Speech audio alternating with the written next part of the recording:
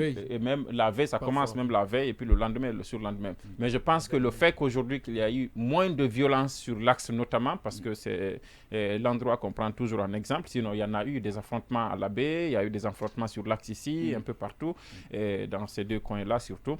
Et il y a quand même eu moins d'engouement dans la rue, et parce que je pense, c'est mon opinion, je ne sais pas la réalité c'est quoi, c'est que il y a eu cette forte militarisation d'OSA de la précédente manifestation, et qu'aujourd'hui même la veille, ce dispositif a été constaté ça et là, et les enfants, ceux qui manifestent, parce que très souvent ce sont des enfants, savaient pertinemment qu'en allant dans la rue, ils ne rencontrent pas forcément leurs amis traditionnels, à savoir les policiers, les gendarmes, mais qu'ils rencontreront aussi les calaches des militaires, avec qui ils ont eu affaire lors de la précédente manifestation. Je pense qu'à ce niveau, il y a eu quand même, sauf l'annonce que vous venez de faire, qu'il faudra quand même vérifier le cas de mort. Oui, on nous parle d'un cas de mort vers Ouanindara. Voilà, ce n'était pas encore mentionné. Et si c'est le cas, je pense que M. Abdoulaye Oumou nous le confirmera tout à l'heure. Et puis après, on saura. De toute façon, ça ne peut pas se cacher.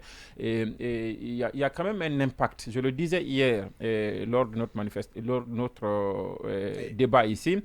Kalo donnait la bonne idée que, selon lui, il ne faut pas toujours aller à cet affront, à ces manifestations, envoyer les enfants dans la rue, affronter les balles et tout ça, mais que le FNDC pouvait appeler à une ville morte. C'était la déclaration de Kalo hier. Et je disais que de toutes les façons, qu'il y ait manifestation, c'est-à-dire qu'il y ait des affrontements dans la rue, parce que la marche, elle était déjà interdite, donc qu'il y ait des affrontements dans la rue entre les manifestants et les forces de l'ordre ou pas, il y avait déjà un premier aspect qui allait se produire, c'était la paralysie, mais aussi donc l'impact de tout cela sur l'économie nationale. Aujourd'hui, ça n'a pas travaillé dans plusieurs zones, ça n'a pas travaillé comme d'habitude. Et cela, Dieu seul sait les conséquences que cela peut avoir sur l'activité économique, sur l'économie de tous les jours pour des petites entreprises, pour même des grandes entreprises, le port autonome de Conakry lui-même et beaucoup d'autres endroits, les sociétés minières.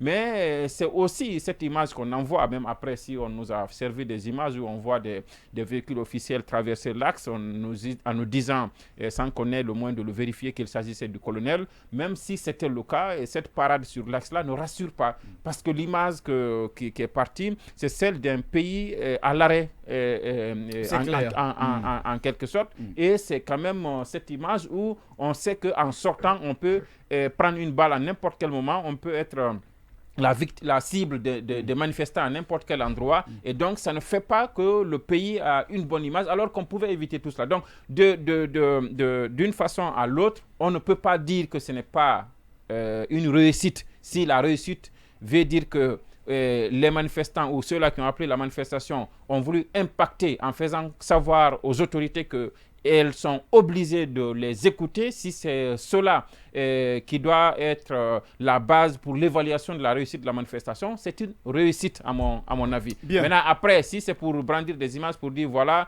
il n'y a pas eu beaucoup de manifestants par là, par-ci les gens sont sortis, et par là on a sorti l'armée, si c'est cela, bon, ça c'est autre chose. Mais moi, à mon avis, on pouvait éviter tout ça et savoir que de toutes les façons, ça ne donne pas une bonne image. Oui, Yacine. Alors, à la base, il faut rappeler que c'est une marche qui était prévue. Pacifique. Pacifique, en tout cas, c'était une marche. Et que de ce côté-là, il n'y a pas eu de marche. Donc, sur cet aspect, on peut dire qu'il y a eu un échec lamentable. Et que si c'était un navire ou un bateau que le FNDC était en train de conduire aujourd'hui, il serait en train de chavirer. Parce que de ce côté, il n'y a pas eu de marche. Maintenant, on peut chercher les raisons. Il a donné plusieurs raisons. Moi, j'étais très tôt le matin, 4 h du matin, 5 h, sur l'axe, mais c'était militarisé comme pas possible. Tu croirais qu'on est en guerre. De l'autre côté, à la tannerie aussi, il y avait beaucoup de pick-up de la police pour empêcher. Parce que c'était censé être le point de départ, oui. Exactement, pour empêcher tout regroupement. Ce qu'il faut dire, c'est que les gouvernants ont pris un aspect du problème, n'ont pas pris l'autre aspect. Le premier aspect, c'est de faire tout pour empêcher qu'il y ait la marche. De ce côté-là, ils ont réussi. Il n'y a pas eu de marche. Mais l'autre chose qu'ils n'ont pas réussi, c'est qu'ils ne réussiront pas à ne pas faire en sorte que la ville soit paralysée. Ceux qui sont avec le FNDC, ceux qui sont dans l'esprit du FNDC et qui constatent qu'ils ne peuvent pas marcher, peuvent tout simplement rester à la maison. Oui, comme une journée comme ce qui s'est passé aujourd'hui. Combien de milliards est-ce que le pays perd? On est en période de transition où on n'a pas suffisamment d'argent. On me dira toujours, de ce côté, je suis d'accord, que la marche n'a pas réussi. On verra à la RTS aujourd'hui, on montrera tous les quartiers de Conakry, on dira que la marche n'a pas réussi. De ce côté, je suis d'accord. Mais est-ce qu'on pourra nous dire que les gens n'ont pas suivi le mot d'ordre?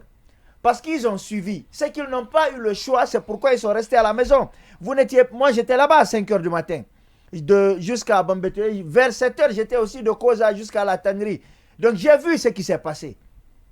Donc, je sais qu'aujourd'hui, on peut aussi imputer l'échec de cette marche par la présence forte de militaires et de gendarmes un peu partout dans les grands carrefours de Conakry. Mais ce qu'on n'offusquera pas, c'est que tous les magasins quasiment étaient fermés. C'est que Madina n'a pas fonctionné correctement. C'est que Kaloum n'a pas fonctionné correctement. C'est que l'économie n'a pas tourné en réalité.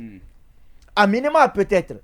Et donc, je dis encore une fois, de ce côté-là, c'est un échec du CNRD. Bien. Ils sont en train de répéter les mêmes erreurs qu'au temps d'Alpha Condé. Rappelez-vous quand on mettait tous les opposants se retrouvaient chez eux, on les empêchait de sortir pour éviter qu'il n'y ait une marche. Ils réussissaient à ne pas faire la marche, mais ils ne réussissaent pas à ne pas paralyser l'économie.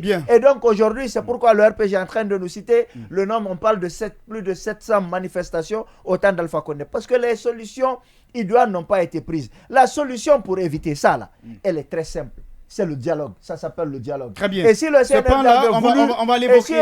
avait voulu, on n'aurait même pas fait appel à un médiateur. Bien. Parce que tout le monde au départ avait adhéré à la cause du CNRD. Très bien. C'est leur façon cavalière de diriger la transition qui nous a menés à cette situation. Oui. Et donc je dis encore une fois, rien n'est tard. Bien. On peut recoller les morceaux.